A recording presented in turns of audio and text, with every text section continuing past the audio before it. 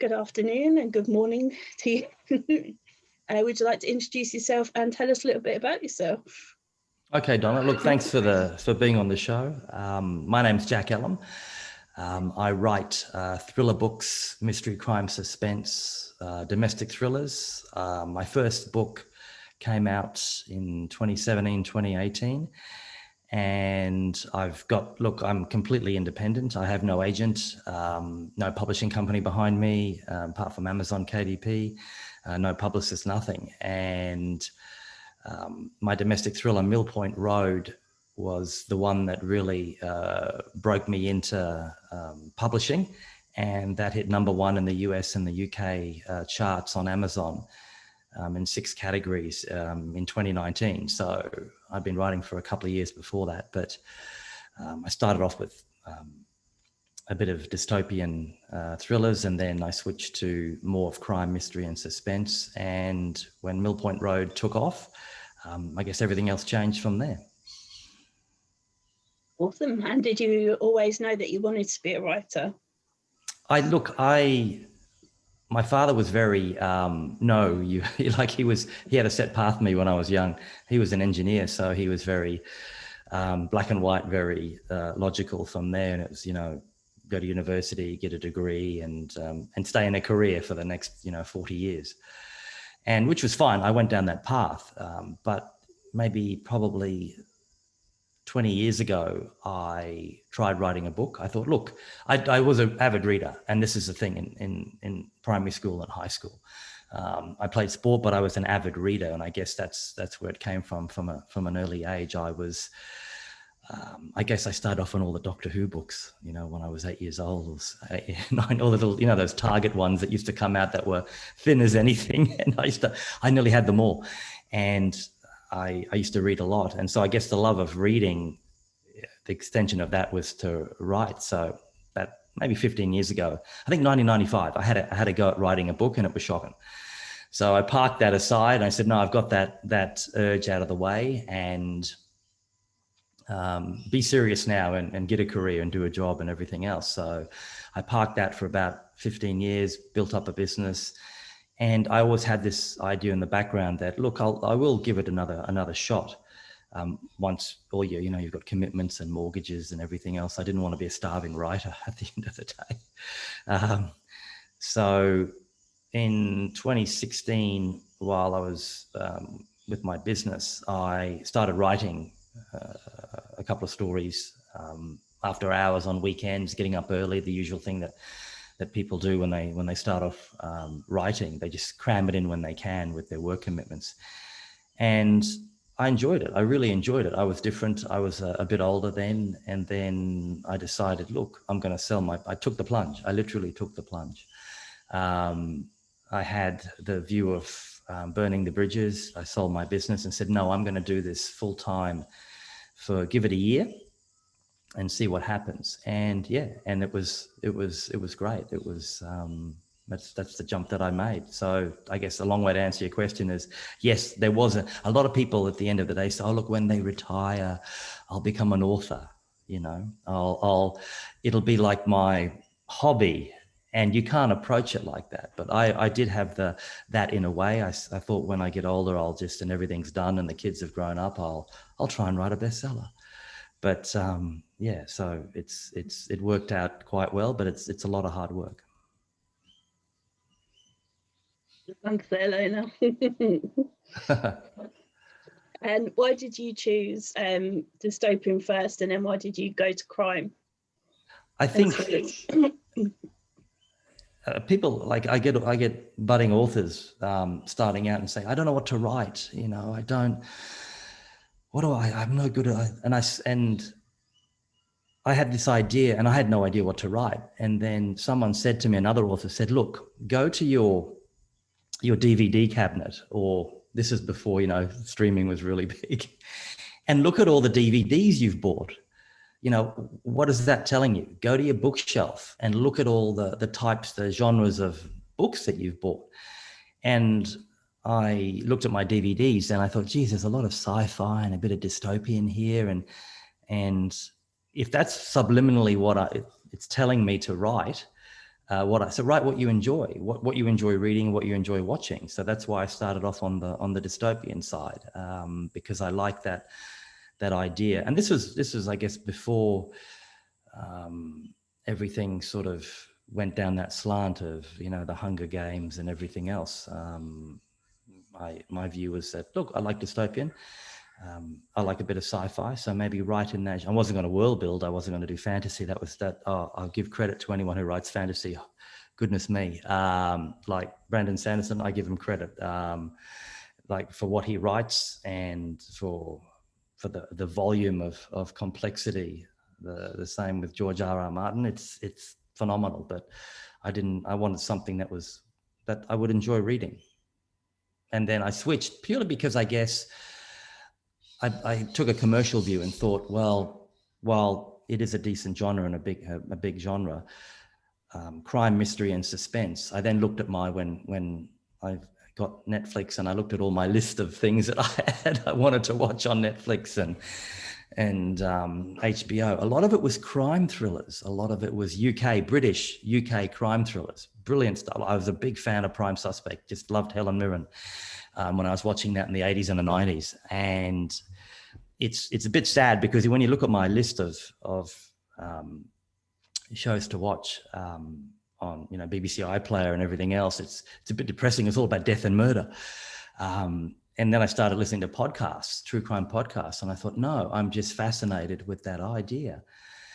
So I thought, well, let's do a different type of book. Let's do not a police procedural, but let's look at a domestic thriller where you can bring in certain elements of everything, every genre. What's the most interesting thing you've found while researching your books? The most interesting, as in, I'll tell you one of the most twisted. Awesome. You may edit this out, but when I was doing Ravenwood, which was book 2 in the Mill Point Road, in the Ravenwood series, the sequel to Mill Point Road, there's a villain in there that had his penis cut off. Okay, so I had to work out how someone would urinate without a penis, the complexities of it. And it turns out dogs are the benchmark, how dogs urinate. So I had to because it had to be authentic, and I wanted to bring that in. I wanted the reader to feel the frustration this guy had. He's a complete psychopath, and he got into a fight, and as a result, he lost his appendage. But I wanted the audience to feel, the readership to feel, okay, the frustration that he felt, that the fact that it was difficult to urinate for him. So I had to do a bit of research, and the biggest and the best research, weird research came back was that apparently you cock your leg like a dog to avoid urinating on yourself. So yeah, the delightful things like that at the end of the day. But I put it into the book, and because I wanted to be authentic, I wanted people not just to dismiss. I wanted to feel his anger and his frustration, and the fact that he was mentally an animal, and now physically he had to behave like an animal. And I guess that was the penance, that the price he had to pay. Awesome. Well, I've learned something new today as well. That's it. I don't think any of the guests have come up with that one. I don't know. That's a first. Yeah, good. I wanted it to be we can talk about, researching body decomposition and DNA and everything, but that's run of the mill. I like putting something unique into each of my books. And probably a question that you've never been asked before. If you were to be a victim in a book, how would you like to be killed? Poison. Slow acting. Not like Joffrey out of Game of Thrones. Oh yeah. No, I want something slow acting with no agony. Look, it's I guess poison while in bed. Yeah, I think, and obviously if that's the case, it would have to be a woman who's going to murder me if that was the case, because women prefer poison, so I've been told. So I've been told as well. Yes. And if you were to kill someone, how would you kill them? That is interesting. I think this is going to sound really, really, it depends. Like if it's a victim of rage or a victim of retribution, I would like to kill, look, I would shoot them, simple as that. Yeah. I've done a fair bit of handgun training in the States, in the US. And yeah, I would, if I had to go out and premeditated, I'd shoot them. That's interesting because obviously in this country we don't have guns really, so that's never doesn't come up. So yeah, I guess it's what you can get. It's what you can get access to. I might just run them down. I don't know. Yeah, I'm surprised more people don't say that. One person said that they'd just shove them off a cliff, which made sense to me. But yeah, but you've got to find a convenient cliff. Well, he lives near Whitby, I think. So he lives near the sea, so it made Whitby. sense. That's where Bram Stoker wrote Dracula. Yes. Whitby and the cathedral up there. It's beautiful. I've got a character that's based in Whitby. I think that's where James Cook, the sailor, I think he was born in Whitby. I believe so. I've heard that as well, I think. Yeah, there you go. Small world. Yes, indeed. Without spoilers, what's been the most fun scene that you've written and what's been the most difficult? I had to kill someone off in my dystopian book, in a guy I really liked. And he was innocent guy. He was sacrificed in the book, and it was sad because he was with Octagon. They're competing in a game, and the weak obviously don't survive. And this guy was picked on. My hero was sheltering him and protecting him and stepping in, and when he was bullied and everything, and the people running the game saw that, and out of pure cruelty, they singled him out to fight one of their combatants who was way above in skill level. It'd be the equivalent of me hopping into the ring with Anthony Joshua or someone like that. It was that one-sided, and it was just sending a lamb to the slaughter, but they were there to prove a point. And I actually cried when I wrote that scene. I actually cried because I had to stop writing, and I had a moment because it was really sad because I liked the character, but I had to show the cruelty of the moment. So that was probably the most difficult scene to write. I think the most funny scenes I write, I do put a bit of humor into my thrillers, which is strange. But in Mill Point Road, there's a woman, one of the women who live up there. There's 5 women that live up in this gated community, and her name is Paige Hamill, and she's very clever and very intelligent, and she has a misbehaving husband. So he seems to think that she knows nothing about what he gets up to on the internet or behind the scenes, and he has various affairs with women, but she's very clever, and she knows everything that he does. And I have certain scenes where she would reveal subtly things that he's been doing on the internet in these really cryptic messages and cryptic notes. And yeah, I really like writing, I really like writing her. So I get most of the fun out of writing for Paige Hamill. Do you hide any secret jokes or messages in your books that only a few people would understand? There's a lot of, I guess, not secret messages. I get into trouble. When I do write certain lines in there, and you've got to think of the character. Like there's a character, Maggie Vickerman, in there who is, in her 70s, and she's got a string of young men, and she has a husband that spends all day on the internet, and their relationship is sort of fractured. But I think I put subtle things in there, certain hidden clues as to what she gets up to at the end of the day. I don't look. I've got Easter eggs. I put Easter eggs in there because I'm starting to now, with some of my books, have crossovers into it with the Ravenwood series. So if you read some of the other series that I have, you'll see hidden things that are in there, certain towns and characters. So it's worthwhile reading probably all the books at the end of the day. But you kind of have to say that anyway, don't you? But no, look, it was, I guess it was a decision that I made when I built out the Ravenwood series. I wanted to create a universe around these women. And readers basically said, look, we want to know this character that you wrote in another series. And I came up with the idea of, well, there's going to be crossovers into this Ravenwood series where you'll see characters return and, people will cross paths from there. And if you were to choose one of your characters to take out for a meal, who would you choose and what would you ask them? Oh, geez, that's a hard question.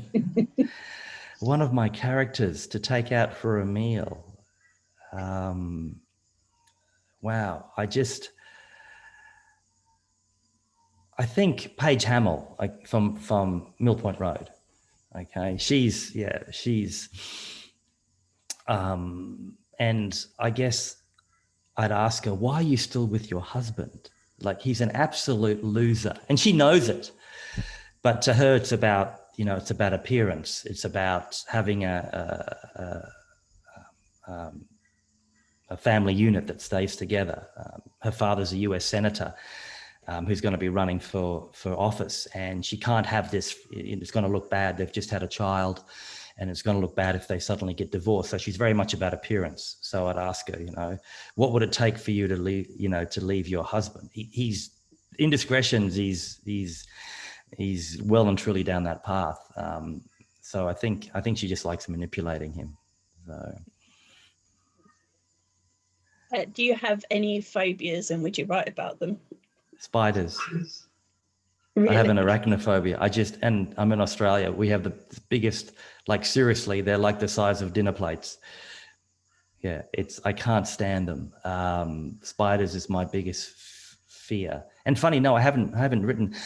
I'm not scared of the dark. I'm not scared of heights. I've got a character in Haley Perez, who's a detective in Mill Point Road. It's not until the second book you realize that she's scared of the dark because she was locked under the stairs when she was a child, and that a lot, and not because she misbehaved either. And so that's probably the only phobia that I explore in that series from there, about fear of the dark, maybe because it's fear of the unknown. But it's very much a childhood fear that comes back to her, and it does cripple her in some. As you can imagine, she's pursuing villains who tend to do their business in dark basements and cellars and everything else. It's kind of a hindrance for her, so she struggles with darkness. And is there anything that you would never write? Never write. No, because if I'm writing from a character's point of view, it's not me. If a character's killing someone or abusing someone, or there's a rape involved, or these are adult thrillers.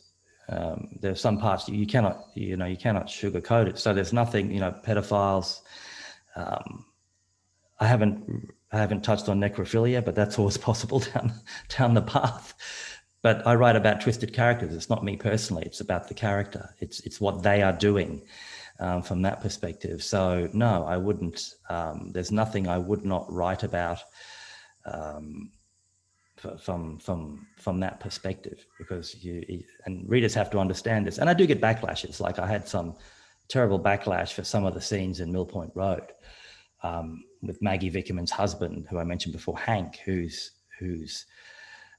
likes watching, child abuse videos, and you don't find that out till halfway through the story. But that's a fact. It's an ugliness that you can't hide from, and I guess it highlights that this does happen, no matter how rich or poor you are, whatever country you live in. People think that, well, I'm in a really developed country, and heinous crimes like that only happen in the third world, sex trafficking and slavery. And I'm saying, no, it's happening in some of the most wealthiest cities, the wealthiest towns in the wealthiest countries. And you have to highlight that fact. And the thing about Mill Point Road is that because it's a gated community, you think that everything's wonderful and, you know, these people are all wonderful, uphold, righteous citizens of the world. And they're not. I think money, wealth, not for everyone, but money and wealth corrupts.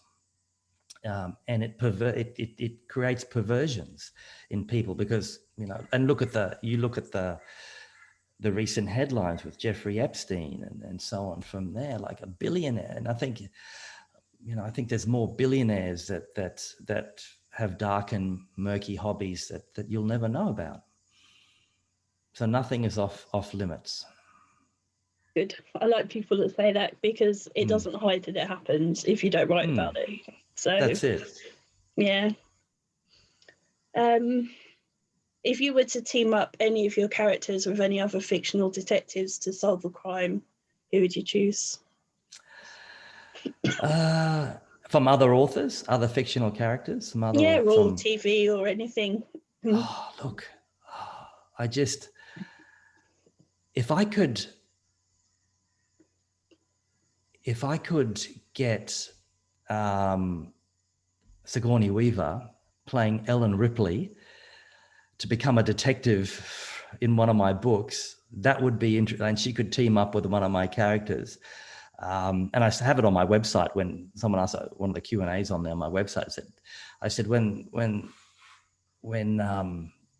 Ellen Ripley was created, she was really the genesis of strong, independent women, kicking ass and everything else at the end of the day. And I thought, well, she's my favorite character and she's my favorite actress. So I'd love her to team up with Ben Shaw, who's in my No Justice series. Because Ben can be a bit conservative. He still gets things done, but he's not he tries to, hold back his temper at the end of the day. But if I could team up with Ellen Ripley, it'd be great from there. No aliens involved, just, but she'd treat villains like aliens, I think, at the end of the day. She'd go after them. Have you made lots of author friends since you started writing? Funny enough, no.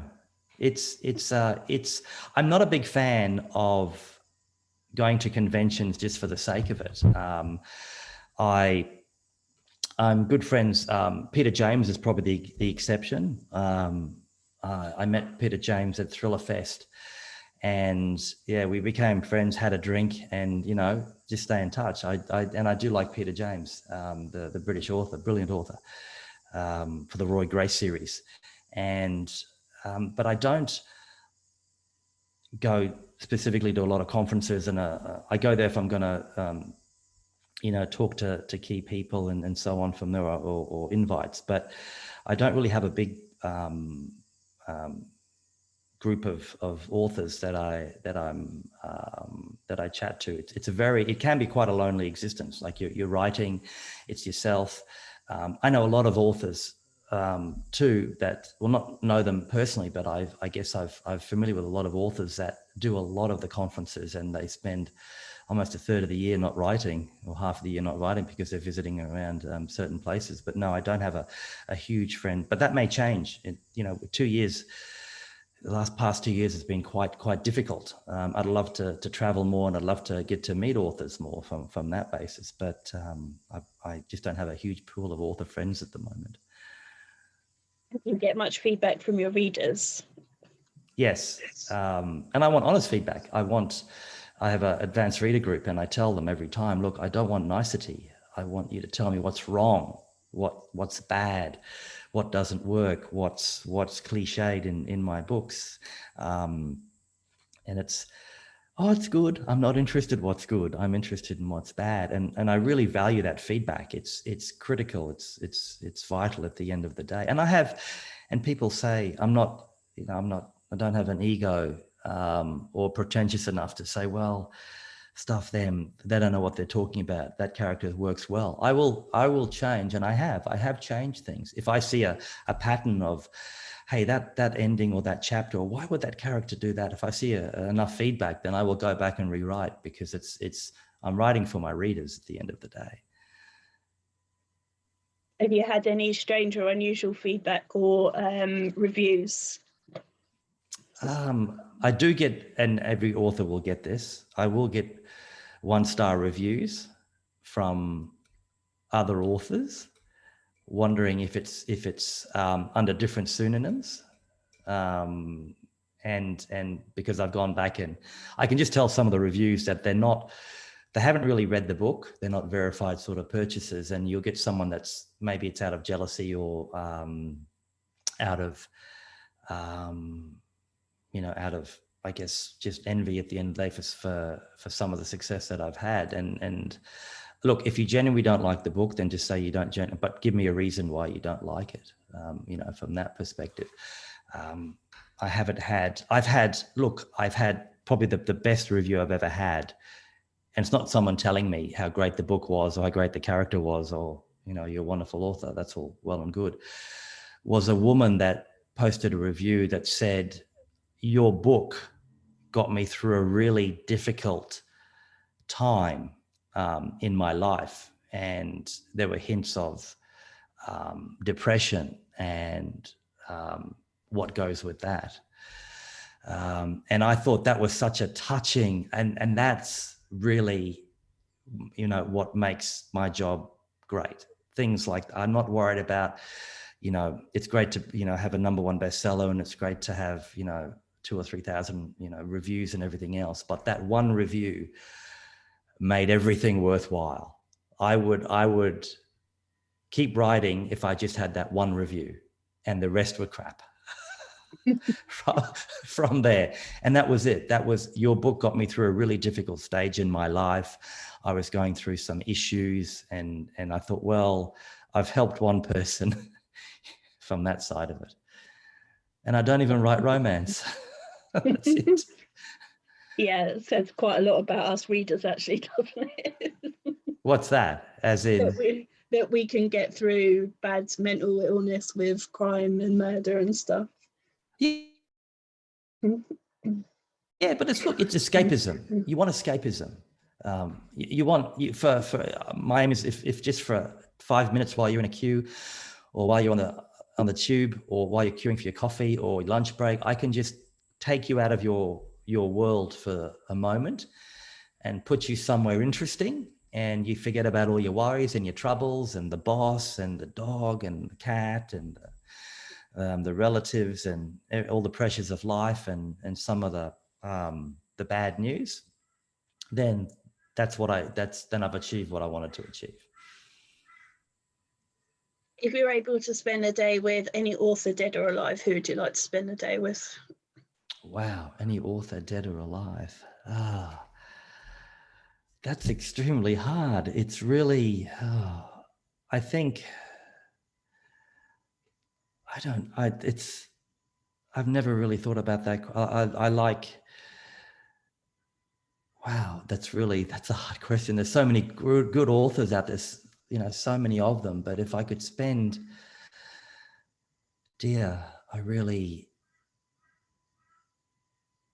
I like Joe Nesbo.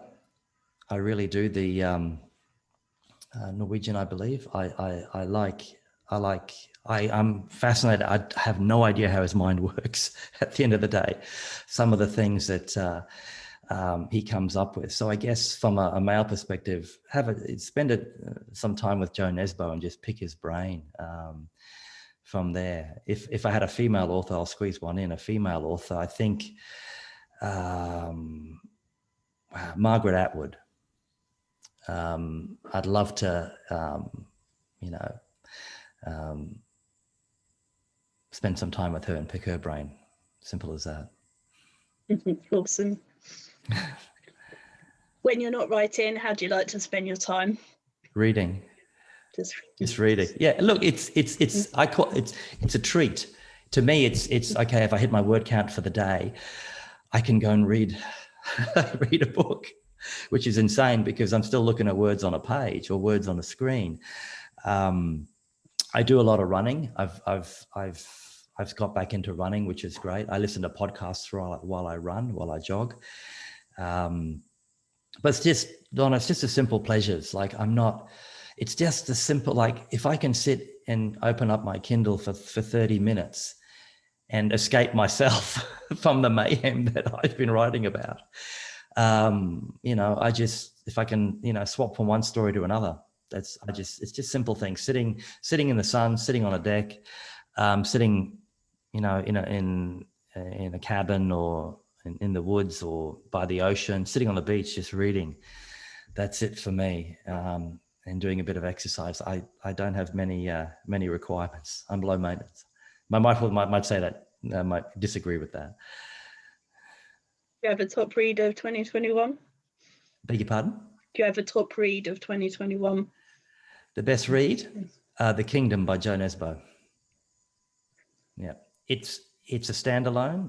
It's different to his Harry Hole series. And I'm thinking when you're like 50 pages into a book or 20 pages into a book, and then you flip to the back and go, oh God, it's only 600 pages long. I better stretch this out. It was brilliant. It was first person, but it was just, if you want to, and this is probably something for your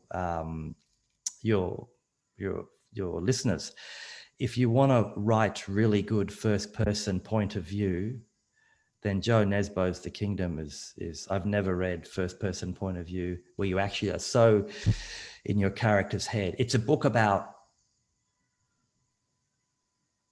crime, but the crime's irrelevant. It's all about the character. It's such a character driven book that it just pulls you in. And it's my best. I'm thinking, my God, you took, 10 years to write this book. And the sad thing about it is he's not going to, I can't imagine it's not going to be a series. The characters in the book, it's a heart-wrenching book, but it's my best pick, The Kingdom for 2021. And I picked it up on a chance. I was in a secondhand bookshop and I stumbled across a pristine copy and I looked at it, Joe Nesbo, it's not part of his Harry Hole. I put it back, went out the store, went, oh, okay, I'll read it.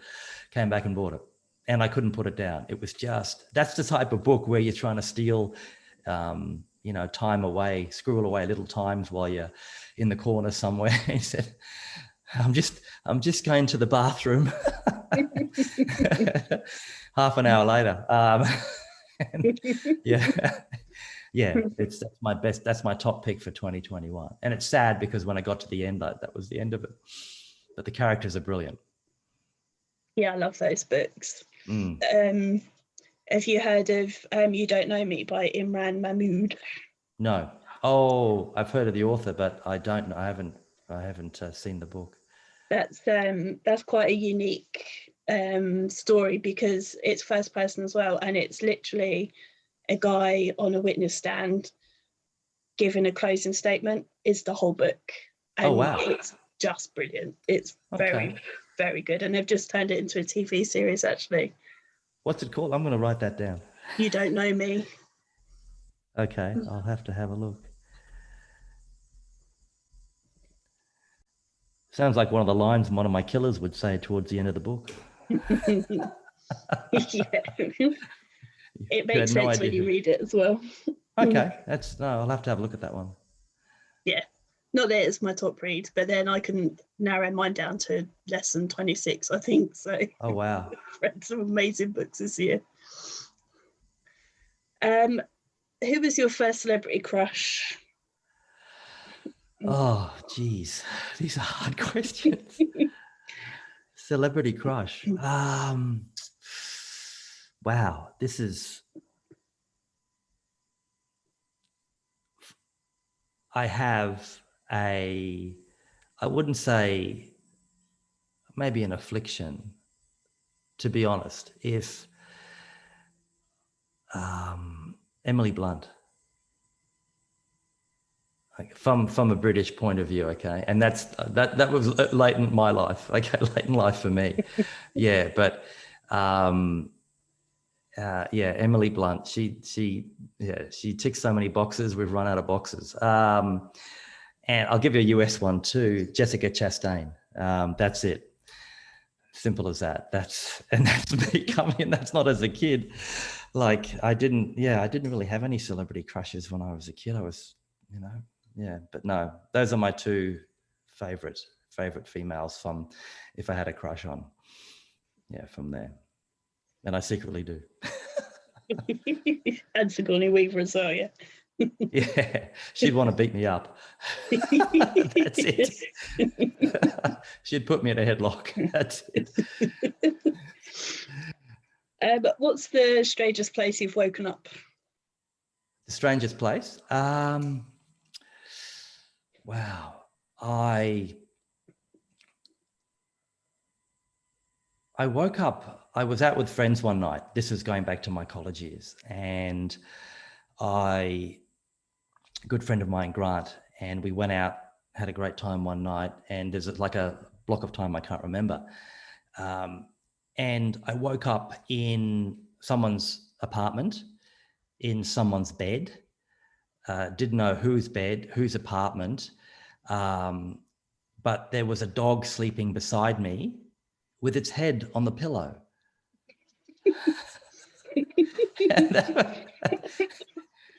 and it was, and that was the most, and it was looking at me. And this is a scary thing. I had a funny feeling it'd been staring at me all night. That was the strangest place I've ever woken up. It's a weird visual, that one.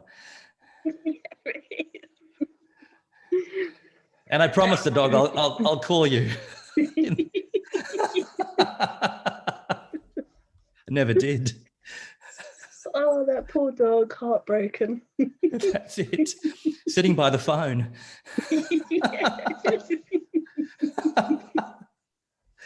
As dogs do, waiting for it to ring. Yeah, poor thing. That's it. Pardon the pun. There you go. I made you laugh. Yeah, that's too good. Just that image. Oh, that's. I know. The podcast is broken down. Yeah, that's it. We've lost it now. No, it's fine. I could be sensible. If you're able to travel to any period of time, either forwards or backwards, where would you go? Oh dear. Forwards or backwards? I'd love to go to, I think, the 1950s, in just post-war USA, just that time when everything was just happening in terms of technology, nothing was. America went through that boom period of industrialization, and that was on the back of World War II, and it was just an exciting time. I love Hitchcock movies. I love Rear Window, and I love North by Northwest, and that period of time when America was going through that great boom of prosperity and invention and everything. I'd love to be, during that time. I'd love to travel back, and it's almost like when you during that Kennedy era, it was just probably just everything was just wonderful and inventive, and mankind was just making great inroads into everything, space and technology and science, and it was just a great period of time. Yeah. Have you read Stephen King's book set in that period? Yeah, it's about partway through, and I've started also watching the TV show with James Franco. So it was just a time of, look, it was a time, I guess, not of innocence, of time of where everything it just seems like a more happier period of time. A more time like Happy Days and innocence, and Richie Cunningham and Buddy Holly and everything that was happening during that period. It was just a great time where people left their doors unlocked. Neighbors were neighbors, and everyone was more friendly. And now it's the world is really a different place. Yeah, absolutely. And I loved Stephen King's book for exactly that reason. Yeah, I mean, yeah, he's a great writer anyway, but it does feel like you're transported back to that era. And it was, yeah, yeah, it was amazing. It was one of my top books ever. yeah. And he has that cynicism too, because he's comparing modern day back to then, and everything apart from the cost of everything was so cheap, but it was just a different culture, a different type of respect for people, from that side of it. So, are you working on anything at the moment, and what's coming next for you? I'm doing the third book in the Ravenwood series called The Sisterhood. So that will be out mid-April. And I'm also writing some short stories on Kindle Vella. I've got a short story, Audrey Kills Again, which is an episodic show from one of my writing ideas that I had. And look, I'm probably going to be producing 4 books in 2022. I took a bit of a hiatus in 2021. I wrote I guess a pilot for a book that is very much TV focused, a crime TV show in the same vein as Law and Order, and that's called Murder School, and that will be coming out in February, and that's very much a fast-paced thriller where we throw together just a group of unlikely heroes that some are law enforcement, some are outside law enforcement. They don't like each other, but they're thrown together to try and stop this group of villainous murderers who are playing this game in New York City, where they can try and carry out the most heinous public crime possible for points. So it's a bit of the Hunger Games meets Law and Order, and that's coming out, and that was a really fun book but I want to build that out into a series. So Ravenwood is the series that I'm focusing on, and Murder School will be coming out in February as well. And I've got another series, the Killing Seasons, based in the US. All my books are based in the US, and I'll be finishing off that series in 2022 as well. And that's it. Well, that's plenty. Yes. It's quite a lot. Well, I can't think of any more questions for you, unless you think there's anything that I haven't asked you that you'd like to tell us about. No, look, it's been really fun. It's been great. Some of them have been extremely challenging, and I'm going to think about them afterwards. I like that. That's good. Yeah. Yeah. And, but no, it's been great. It's been great. And look, I really appreciate, and I hope, look, I've given some, ideas and a few insights into what I do and what's involved for your readers and for your followers as well. So before we go, would you just like to remind everyone where they can find out more about you and where they can get your books from? Look, everything's can go through my website. It's JK Ellem, ELLEM.com. And everything's on my website. I've social media's all linked through there. All my book links are through there. A bit of background on myself. So just go to my website and you'll find everything. Fabulous. Well, thank you very much. No, I appreciate that. Thank you, Donna, for this.